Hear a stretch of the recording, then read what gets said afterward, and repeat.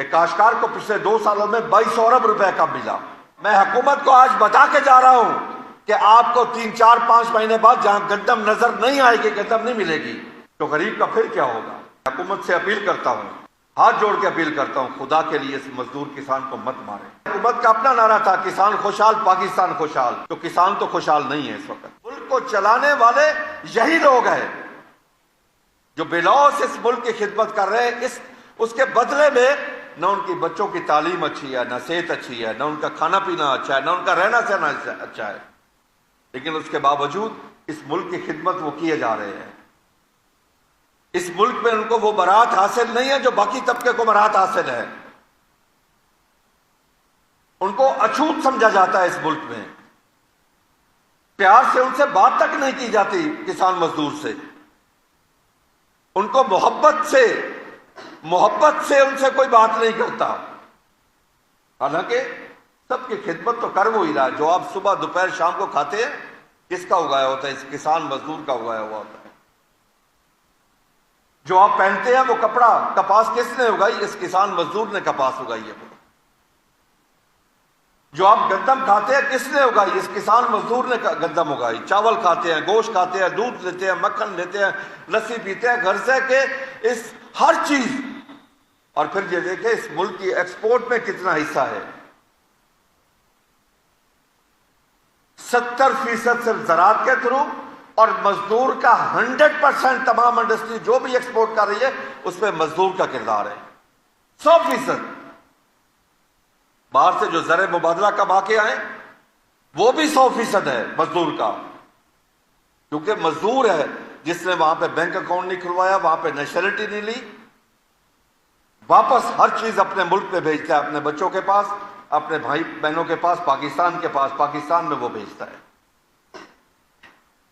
آپ دیکھ لیں ہماری بیوروکریسی میں، باقی لوگوں میں، سیاستدانوں میں، اکثر لوگوں کے پاس ڈیو نیشنلٹی ہوگی، لیکن ہمارے کسان مزدور کے پاس نہیں ہے۔ وہ اپنے ملک سے، اس مٹی سے جڑے ہوئے لوگ ہیں، یہ اس مٹی سے محبت کرنے والے لوگ ہیں، پاکستان سے محبت کرنے والے لوگ ہیں، کیونکہ وہ اس بات کو یقینی سمجھتے ہیں کہ اس پاکستان بنانے میں ان کے بزرگوں کا بڑا قربانیاں بہت ساری تھی،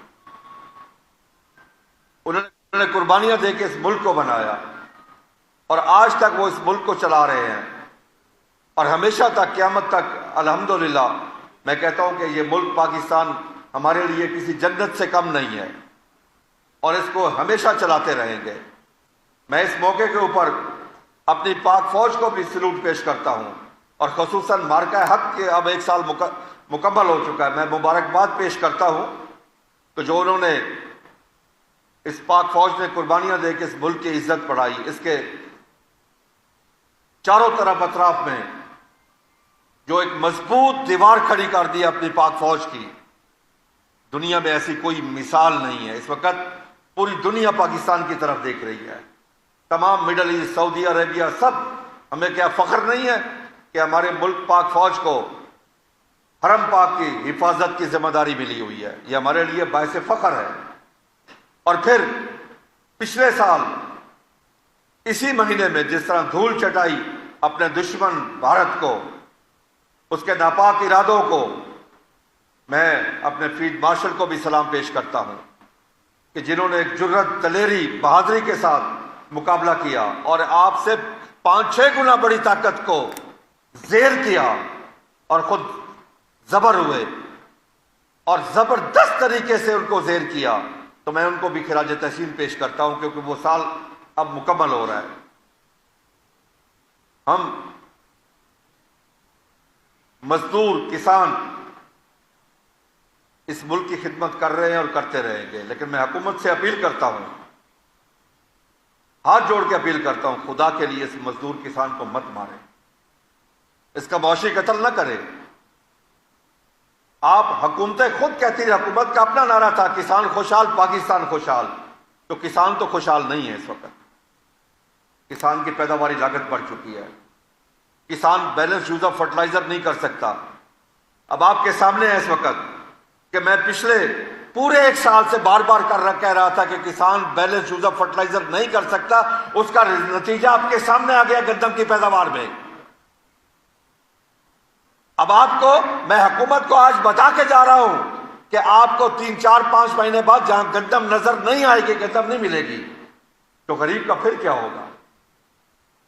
یہ غریب کا استحصال آپ نے خود کیا ہے کہ کاشتکار کا استحصال کر کے، اگر کاشتکار بیلنس یوز آف فرٹیلائزر نہیں کر سکا، اچھی پیداوار نہیں لے سکا، تو اس کی ٹوٹل ذمہ داری حکومت وقت پر ہے کہ کاشتکار کو پچھلے 2 سالوں میں 2200 ارب روپے کا ملا، اور اس وقت کاشتکار اس میں سے نکل رہا ہے، زراعت میں سے.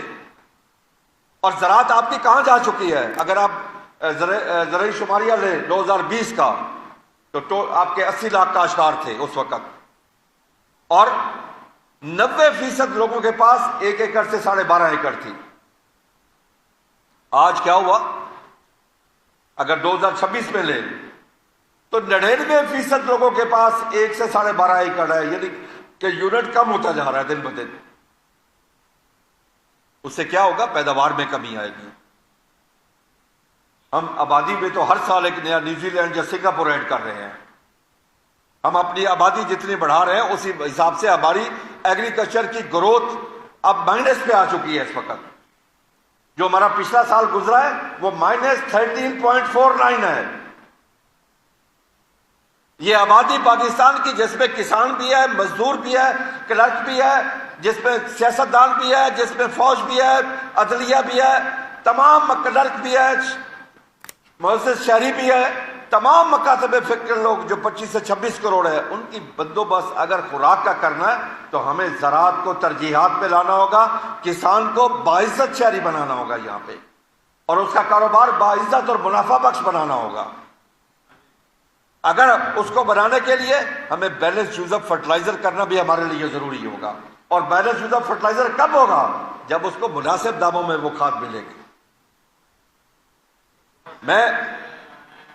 میں آپ کو بتا کے جا رہا ہوں کہ جو ہم 24 لاکھ ٹن فاسفورس استعمال کرتے تھے، یعنی کہ DAP وغیرہ، وہ اس دفعہ 12.5 لاکھ ٹن ہوئی ہے. اس لیے ہماری پیداوار میں کمی آئی ہے. دنیا میں کھادوں کا ریٹ دن بدن اوپر جا رہا ہے. اس جنگ کی وجہ سے ہمارے کھاد کے پلانٹ بند پڑے ہیں. کچھ حکومت کو چاہیے کہ یہ کمی نہ لائے کے آئیں. اس وقت پوری دنیا میں فوڈ شارٹیج ہے، پاکستان میں نہیں، پوری دنیا کی میں بات کر رہا ہوں. پوری دنیا میں فوڈ شارٹیج ہے. تو میں بار بار حکومت سے آج اس عالمی دن کے اوپر چاہیے تو یہ تھا کہ آج حکومت یہ دن منا رہی ہوتی، جس کا یہ دن ہے وہ آج بھی کام کر رہا ہے. آج بھی مزدور اپنے کام پہ ہے جی.